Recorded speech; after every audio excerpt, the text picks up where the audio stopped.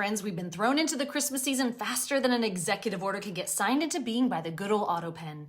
And apparently those auto pen signatures used by the Biden executive are now being tossed out like Thanksgiving dinner leftovers.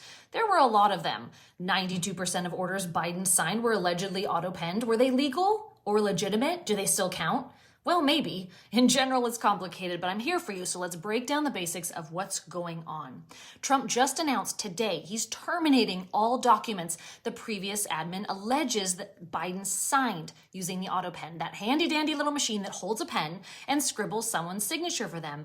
Is that legal? Sure is, but only if there's explicit confirmation by the president himself. The DOJ's legal counsel has defended this, saying it's legal and just fine for a president to auto pen his signature on legislation and executive acts like orders, memoranda, proclamations, notices, pardons, and commutations, as long as POTUS authorizes it, and therein lies the problem. Don't forget, for nearly half of Biden's single term, he was on vacation, so Trump and team have now placed the burden onto the former president to prove he authorized that legislation, those executive orders, and those pardons. We do know he publicly stated numerous times that he wouldn't pardon his son Hunter, so surely he put in writing somewhere that he authorized that pardon, right? What about the other 5 Biden family members he pardoned? What about Fauci? Well, Trump isn't playing. He usually doesn't, by saying he'll charge Biden with perjury if he says he did authorize the use of the pen in each specific incident for every one of those 162 executive orders, but really didn't.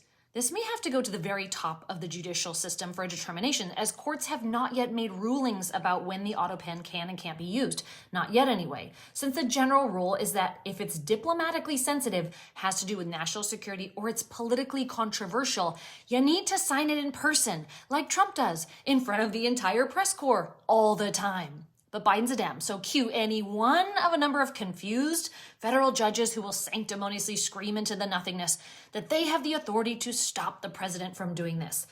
But I just want to know who or what will remain in that frame along the row of presidential portraits at the White House. I'll keep you posted as we go, and I want to know what you think about this. Tell me in the comments.